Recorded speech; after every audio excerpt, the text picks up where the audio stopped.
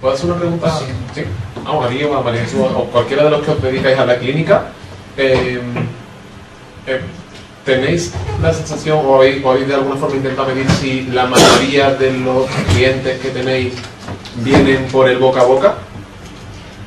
¿Por un conocido mío? Sí, tal? Claro, ¿puedo contestarle?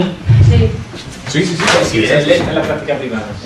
Sí, normalmente, casi todo, el 90% de mi experiencia, ¿vale? Yo llevo 4 años y medio dedicándome, vienen por el boca a boca.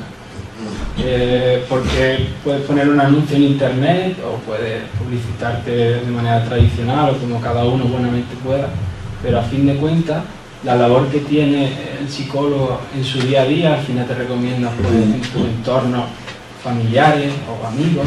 Yo por ejemplo también me dedico a la investigación y también me viene gente cuando voy a una empresa y hago una charla grupal sobre el estrés laboral. Y luego a la práctica privada pues me viene gente que también me conoce en ese entorno. O sea, cualquier ambiente podemos nosotros acercar la psicoterapia para darla a conocer y un poco acercarla al público.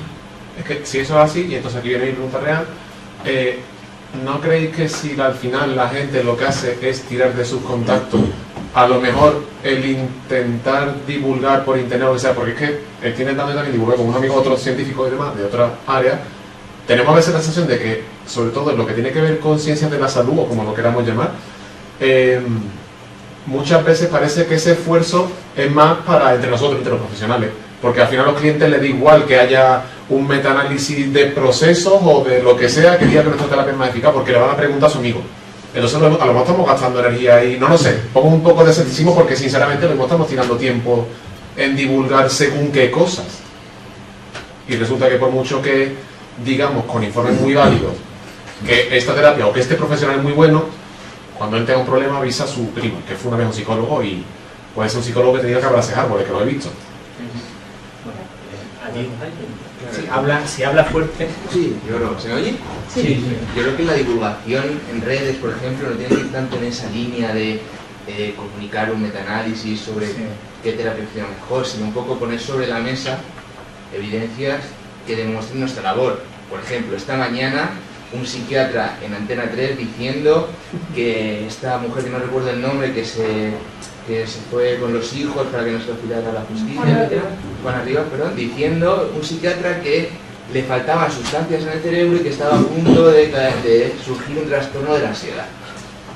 Pues eso hay que criticar las redes, porque no podemos dejar que la gente lo escuche y diga, hostia, esta señora le falta algo en el cerebro y va a Claro, petar. pero ahora, ¿tú crees sinceramente, te digo de verdad, no lo sé, que ahora sale mañana uno de los nuestros criticando eso?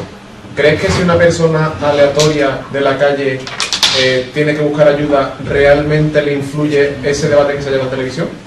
No lo sé, no sé. Yo creo que lo que dice él es un inicio y hay que hacer poco a poco y subir y aumentando, hacer esa cultura, ¿no? Hacer una cultura de este tipo de psicología que es más efectiva, ¿no? Que crear esa cultura, ¿no? Solo por poner... Y es poco a poco, que a lo mejor esa persona no va al psicólogo. Voy a ir a ese psicólogo que me ha dicho una verdad como una casa, que ni siquiera irá al derecho a decir, evidentemente, pero hay que crear una cultura.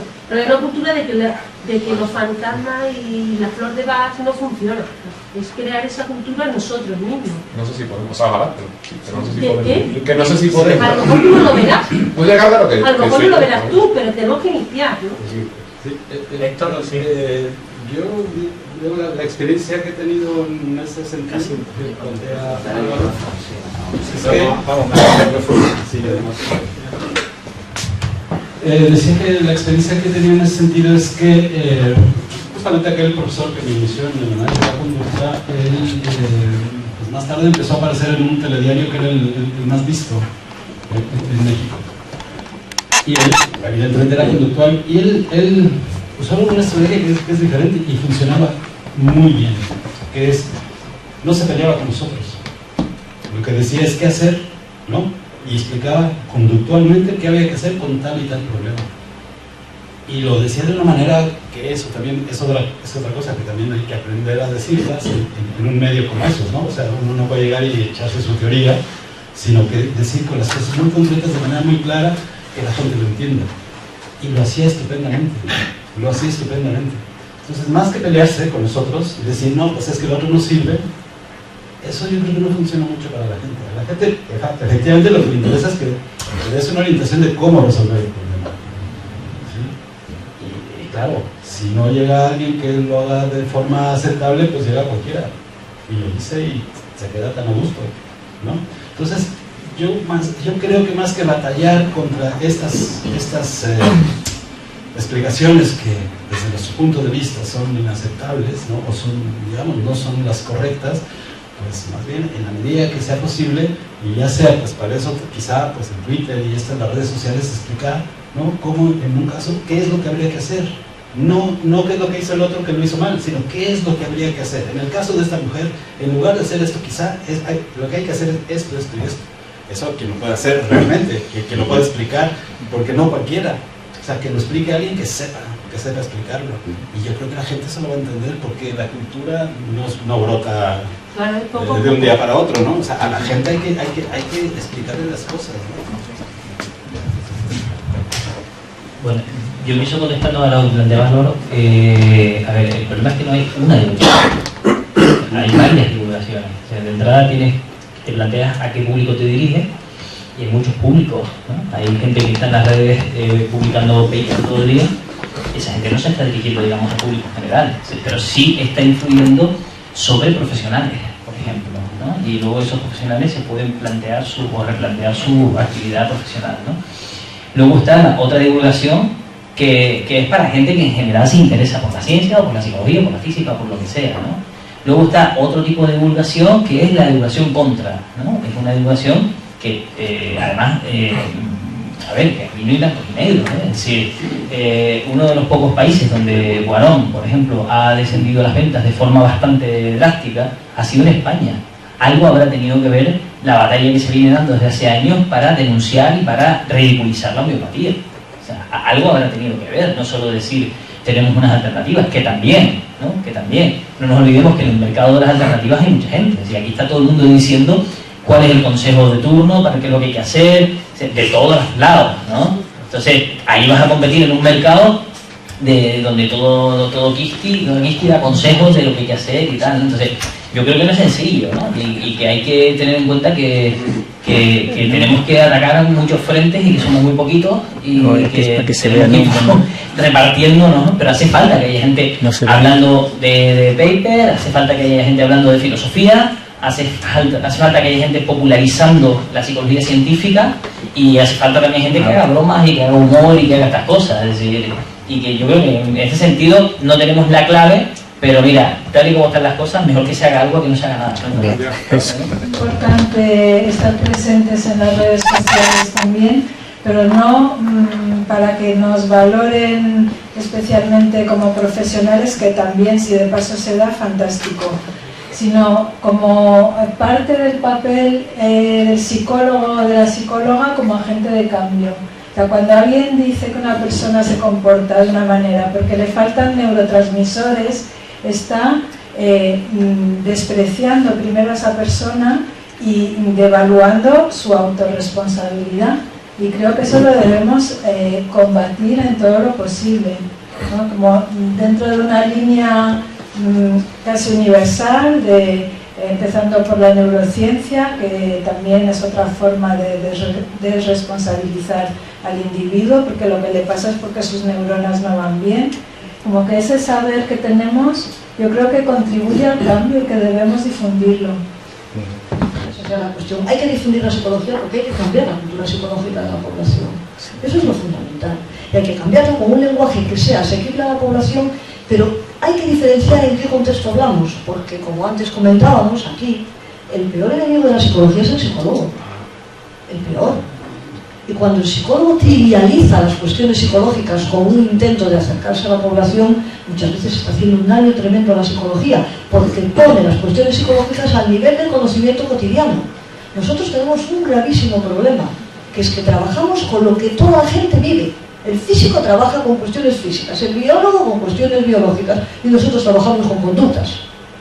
Y eso es lo que hace que todo el mundo crea que sabe tanto, ¿entendéis? El problema es que los propios psicólogos acabamos hablando de cuestiones tan triviales y tan banales, inventándonos cosas como la de Goleman, esta frase que pusiste tú, que es para ruborizarse, y que la gente lee y se cree que está leyendo algo importantísimo. Pues hay psicólogos que salen en el telediario, en los medios de comunicación, que ojo, yo no conozco nada de otros medios, lamentablemente, así que no puedo poner ejemplos, diciendo estas estupideces y la gente cree que está oyendo la ciencia psicológica. Entonces, nosotros somos nuestros primeros enemigos. Lo que dice es un inicio, y hay que hacer poco a poco, subir y aumentando, hacer esa cultura, ¿no? Hacer una cultura de este tipo de psicología que más efectiva, ¿no? Que crear esa cultura. Solo por poner... Y es poco a poco, que a lo mejor esa persona no va al psicólogo, voy a ir a ese psicólogo que me dice una verdad como una casa, ni siquiera irá, hay que tener la vecina. Hay que crear una cultura, pero hay una cultura de que con los fantasmas y la flor de Bach no funciona. Es crear esa cultura nosotros mismos. Que no sé si podemos. A lo mejor tú no lo verás. A lo mejor no lo verás tú, pero tenemos que iniciar. Pero ¿qué pasa cuando el que promueve esa pseudoterapia o esa técnica no tan avalada es un propio psicólogo? ¿Cómo luchamos contra nosotros mismos? ¿Cómo hacemos cuando un psicólogo sale en televisión a decir que Hitler lo que necesitaba era amor? ¿Qué hacemos? Entonces yo creo que un poco este trabajo de divulgación y de hacer de la psicología algo respetable y algo serio, no deberíamos empezarlo por convencer a la gente que viene a nuestra consulta, sino por convencer a la gente de nuestra propia profesión, de que esto es algo serio y que tiene que ser conocimiento reglado. ¿Cómo podemos cambiar eso? Si en las propias universidades están formados en modelos orgánicos. Entonces, en ningún momento, si no nos incluimos en la política o en otros estratos de la sociedad, no podemos cambiar desde dentro lo que queremos y por lo que luchamos. Entonces, nuestro grupo ha sido una discusión fuerte, teníamos diferentes opiniones, pero hemos llegado a alguna conclusión de que tenemos que seguir hablando y que no tenemos nada claro. Eso es la principal conclusión, la que hemos sacado, y en eso nos hemos puesto en común. Pero también que nos hemos puesto en común, creo yo, que tenemos que divulgar, que la divulgación es parte de la ciencia. Y eso creo que, por favor, decirme sí, porque éramos ideas muy diferentes y opuestas quizás, que la divulgación es parte de la ciencia y como tal tenemos que divulgarla. Y no solamente a un nivel del compañero, que es básico y esencial, que primero hay que divulgar en casa con nuestros compañeros, y también a un nivel más social y hacerlo asequible a todos. Eso creo que ha sido, no más general, a lo que hemos llegado en común. Pues han sido varios debates que se han establecido de si el objetivo de hacer marketing, de cómo hacer esa divulgación, si se hace bien esa divulgación, qué resultados tendría, la investigación, algún tema hemos hablado más. Hemos hablado, la verdad, que hemos salido de varios temas, así que yo creo que es eso lo básico que hemos tocado, ¿no? Pero bueno, el problema que tiene la psicología es que es una disciplina con una dimensión popular que no tienen otras disciplinas, y entonces los profesores tejemos a nuestros alumnos conocimientos psicológicos, pero luego ellos salen a la calle y ven la televisión y ven las redes sociales, que son medios magníficos, que se pueden usar estupendamente bien, y hablan con otros amigos sobre libros, y ahí se están ejercitando ideas implícitas acerca de la naturaleza del ser humano, ideas implícitas acerca de las causas de las conductas humanas, ¿no? Que de una forma mucho más seductora y mucho más fascinante que lo que nosotros podamos contar en clase. Y entonces yo creo que es muy habitual, y lo hemos vivido todos los profesores, pues que una persona que ha terminado el grado en psicología, que ha puesto las X correctas en las casillas correctas en cada asignatura, vale, tiene el grado y a lo mejor con un expediente magnífico, pero luego resulta que su idea implícita acerca de la naturaleza humana pues está más influenciada por Dulceida que por Skinner, o por Telecinco, ¿verdad?, que por Skinner, ¿no? Porque, claro, porque respiran psicología académica 2 horas al día, pero luego respiran 22 horas al día psicología mundana, que además es 1000 veces más fascinante que la que nosotros podamos presentar. Y a mí me llama la atención, y lo cuento con cierta pena, ver cómo la carrera de psicología, con muchísima frecuencia, no cambia la vida de los que la estudian. Que yo no lo entiendo. O sea, a mí me cambió la vida estudiar psicología. Cuando estudié psicología, vamos, mi vida se puso patas arriba por completo, ¿no? Y sin embargo, para mucha gente, para muchos alumnos, pasan por la carrera de psicología y lo que colgaban en Facebook el día antes de empezar psicología no se diferencia de lo que van a empezar a colgar en Facebook el día que terminan la carrera, ¿no? Y es llamativo, ¿no? Entonces, claro, llega el tema de la divulgación. Y en el tema de la divulgación, digamos, de la, entre comillas, buena o psicología académica, o como la queramos llamar, está toda la intervención de José sobre cómo enfrentarnos o cómo exponernos ante las personas que tienen opiniones diferentes. Y ahí una cuestión importante es entender que cuando alguien discute con un magufo, por ejemplo, está implícitamente suponiendo que el magufo mantiene su opinión por motivos racionales, lo cual en la inmensa mayoría de los casos no es así. Ni siquiera los que somos científicos, entre comillas, yo no me considero científico, pero bueno, psicólogo académico, creo que mantenemos nuestras opiniones por motivos racionales. En verdad todos opinamos lo que opinamos por motivos emocionales, y la pregunta no es cómo convencer al magufo, sino cómo hacer que quiera dejar de serlo. ¿Cómo hacer que quiera ser científico? Que le mole más, Molares de los años 80. Mola mucho, la inventé yo esa palabra. Que le apetezca más, que tenga más éxito social, que le vayan a poner más likes en Facebook si defienden ideas científicas que ideas científicas, ¿no? No es tanto ver cómo desarrollar la discusión, sino cómo tocar esas teclas emocionales que son las que al final determinan eso. Y otro aspecto importante, cuando se discute con un magufo hay que distinguir si convencemos al magufo y al espectador, porque quizá las formas de hacer que la persona con la que discutimos cambie de opinión sean diferentes que las formas de hacer que la persona que está escuchando la conversación cambie de opinión. Y nos interesa, yo creo, no tanto que cambie de opinión Santandreu, sinvergüenza, sino que cambien de opinión los que escuchan la discusión. Y esa fue un poco el... Sí, vale.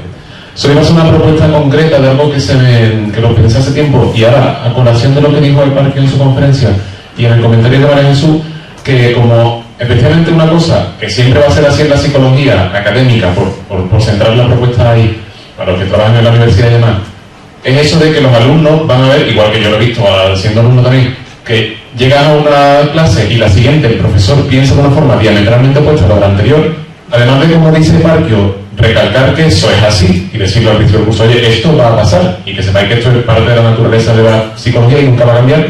Creo que para que los alumnos aprovechen o sepan canalizar bien a nivel de conocimiento esa contradicción, creo que una cosa que hay que tratar, si no en la primera, en la segunda clase, es que yo creo que una falacia en la que cae mucha gente, los alumnos, y especialmente en psicología, es la falacia del punto medio. Entonces ellos dicen, vale, este profesor está diciendo lo que es cognitivo porque tal. Luego está el conductista, que es un poco más riesgoso, pero no nada-mente. Luego está el de la gestal, que dice, entonces yo voy a hacer un poquito de todo. Entonces ese es el problema. Que yo creo que los alumnos terminan, antes o después, reconociendo esa contradicción. Yo creo que es más antes que después. Yo creo que lo reconocen pronto, hay contradicciones. Pero el tema es que, para saber llevarla, creo que hay que explicar y hacer ejercicio, y no sé cómo se hace, pero bueno, esto yo creo que es filosofía para persona, o sea, cuestión de preguntar a un filósofo, ejercicio o lo que sea, para saber identificar la falacia del punto medio y ver que cuando hay posturas contradictorias, encontrar el gris no siempre es la mejor opción, porque hay veces que el gris es totalmente incoherente. Entonces era simplemente una propuesta. Para los que están en la universidad, creo que tratar la falacia del punto medio al principio ayuda a eso. También tenemos que ocuparnos de los que divulgamos, o sea, no es solo, venga, vamos a ponernos a divulgar, sino que Luis comentaba, por ejemplo, la dificultad que nos hemos encontrado muchos y muchas a la hora de divulgar, que te ves más solo que la una, ¿sabes? Y que genera también digamos, unas condiciones de reforzamiento para quien está divulgando, ¿no? Porque es que si no, pues sí, mantienes un blog un tiempo y luego lo dejas porque es que es muy costoso, no tienes respuesta, etcétera, ¿no? Se planteaba la necesidad de que esta actividad no sea una actividad individual, de que sea una actividad grupal y de que haya elementos que cohesionen al grupo y que refuercen esa cohesión de grupo de cara a poder hacer toda esta labor, ¿no? Tenemos que además combatir la pseudociencia, ver cómo lo hacemos y todo esto. Estaría bien que contáramos también con la experiencia de quien lleva años haciéndolo. Hay organizaciones en este país como la RP, Sociedad para el Pensamiento Crítico, Círculo Escéptico, ahora está APEC, ¿no? La Asociación para la Defensa del Paciente de Terapias Pseudocientíficas, etcétera. O sea, hay gente que lleva bastante tiempo en este ámbito y precisamente a lo mejor lo que nos falta es cohesionarnos un poco con esta gente y también darles el aparataje, porque están pidiendo, ¿no?, que psicólogos y psicólogas y que les demos información, que no saben nada de psicología, ¿no? Entonces, que no nos lancemos ahí cual kamikazes al mundo a lo loco, sino que hagamos un poco más de estrategia, ¿no? La falacia del punto medio, y es importante desmontarla. Y yo el ejemplo que utilizo, lo digo por si alguien lo quiere usar, que es muy gráfico y tal, es el ejemplo entre los creacionistas bíblicos y los astrónomos normales. Entonces, un creacionista bíblico dice que la Tierra se creó en 7 días. Un astrónomo dice que en 15.000 millones de años. Bueno, pues yo 15.000 millones más 7 entre 2, yo un término medio, yo en 7.500 millones de años. Claro, no tiene ningún sentido, ¿eh? Se pueden promediar cosas que comparten una filosofía común, si acaso, ¿no? Pero no se puede promediar el creacionismo con la astronomía. O sea, no hay término medio. Y los alumnos lo suelen pillar, esa idea. Ese como ejemplo, ¿eh? Creo que es importante desde el primer momento trabajar con ellos, y no en esta asignatura, el que si te vas a posicionar sea desde una perspectiva crítica, científica, y una de las experiencias que ellos tienen cuando llegamos a la parte más de psicología actual es trabajamos diferentes técnicas científicas y pseudocientíficas, y lo que hacen es tener contacto con ellas, saber lo que es, por ejemplo, la PNL, ¿no?, la programación neurolingüística. ¿Qué es la programación neurolingüística? ¿Qué evidencia podemos encontrar? ¿Quién hay en esta ciudad que está haciendo eso? ¿Puedes ir a hacer una entrevista con él, a ver su posicionamiento? ¿Qué evidencia te va a demostrar él? Y hacemos este trabajo para que puedan posicionarse, ¿no?, y puedan decir, pues he tenido contacto con esta técnica, la he estudiado en profundidad y ya puedo un poco posicionarme. Y yo creo que eso en las universidades lo podemos hacer.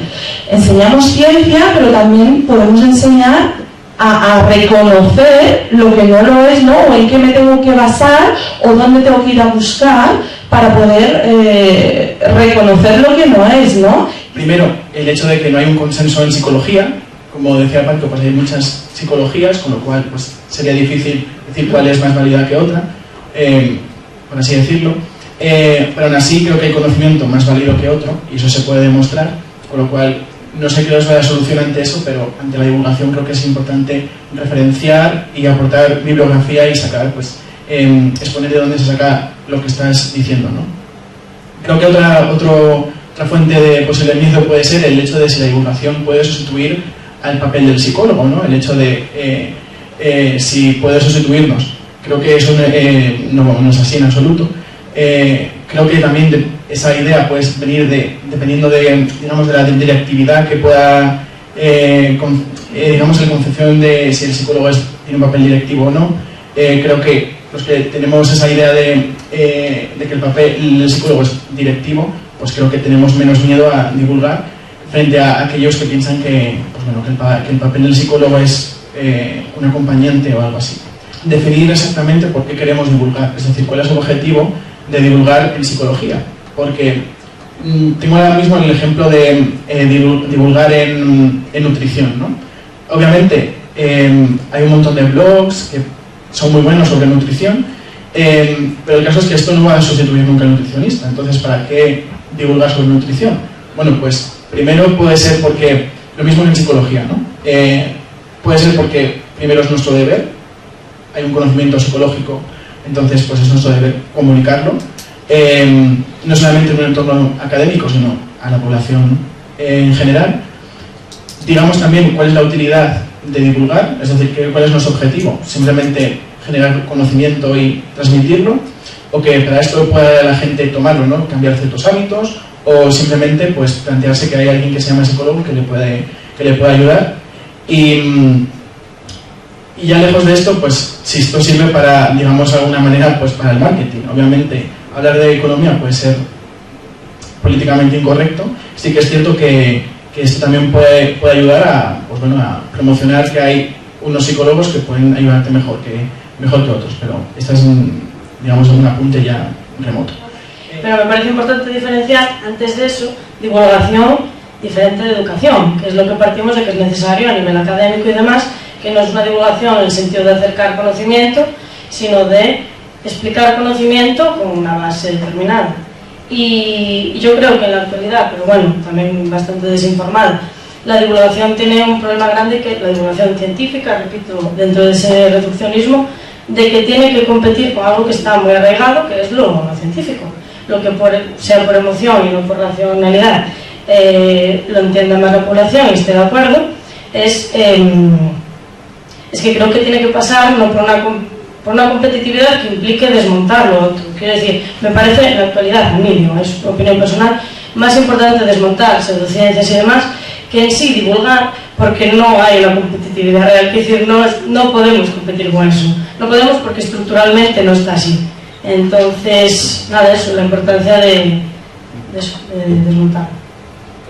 Entonces, yo creo que es necesario comenzar esa divulgación con los alumnos de primero de carrera y hacerles ver que la ciencia tiene mucho más de duda que de certeza, y quizá comenzando por ahí podemos llegar a evitar, no a corto plazo, que es muy difícil, pero sí a largo plazo, divulgaciones tan esperpénticas como las que vemos día a día en televisión, en radio y en grandes medios de comunicación.